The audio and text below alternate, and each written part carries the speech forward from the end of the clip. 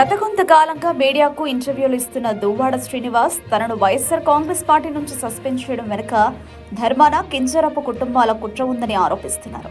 అయితే ఆయన సస్పెన్షన్ అనేది తాత్కాలికమేనని 2029 నాటికి తిరిగి పార్టీలోకి వస్తారని నమ్మకం వ్యక్తం చేస్తున్నారు. ఈ నమ్మకం వెనుక వైఎస్ జగన్మోహన్ రెడ్డి నుంచి గట్టి హామీ ఉందని రాజకీయ వర్గాల్లో చర్చ జరుగుతోంది. కానీ ఈ విషయాన్ని ధృవీకరించడానికి ఎటువంటి అధికారిక సమాచారం లేదు. ఒకవేళ దువ్వాడ శ్రీనివాస్ తిరిగి వైఎస్ఆర్ కాంగ్రెస్ పార్టీలోకి వస్తే ధర్మాన సోదరుల పరిస్థితి ఏమిటనేది ఇప్పుడు ఒక ప్రశ్నార్థకం.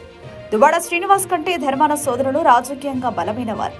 దువ్వాడ శ్రీనివాస్ కోసం జగన్ వారిని వదులుకుంటారా అనేది రాజకీయ విశ్లేషకుల్లో ఉన్న మరో ప్రధాన సందేహం. కొద్ది రోజుల కిందట పార్టీ నుంచి సస్పెండ్ అయిన తర్వాత దువ్వాడ శ్రీనివాస్ తన వ్యాపార కార్యక్రమాల్లో నిమగ్నమయ్యారు. అయితే ఇటీవల ఆయన రాజకీయ దూకుడును పెంచారు. తన సామాజిక వర్గానికి చెందిన కూన రవికుమార్ పై వచ్చిన ఆరోపణలను ధర్మాన కింజరపు కుటుంబాల కుట్రగా అభివర్ణించారు. ఆ తర్వాత వైఎస్ఆర్ కాంగ్రెస్ పార్టీకి అనుకూలంగా భావించి కొన్ని యూట్యూబ్ ఛానళ్లకు ప్రత్యేక ఇంటర్వ్యూలు ఇస్తూ వైఎస్ జగన్మోహన్ రెడ్డిని గొప్ప మానవతావాదిగా, అసాధారణ నాయకుడిగా పొగిడారు. ఈ చర్యలు తిరిగి వైఎస్ఆర్ కాంగ్రెస్ పార్టీలో చేరడం ఖాయమని సూచిస్తున్నాయి. దువ్వాడ శ్రీనివాస్ ధోరణి చూస్తుంటే ఆయన ఏదో ఒక వ్యూహం ప్రకారమే మాట్లాడుతున్నారని తెలుస్తోంది. తెలుగుదేశం పార్టీని, వైఎస్ఆర్ కాంగ్రెస్ పార్టీని ఇరకాటంలో పెట్టేలా ఆయన వ్యూహాలున్నాయని విశ్లేషకులు భావిస్తున్నారు.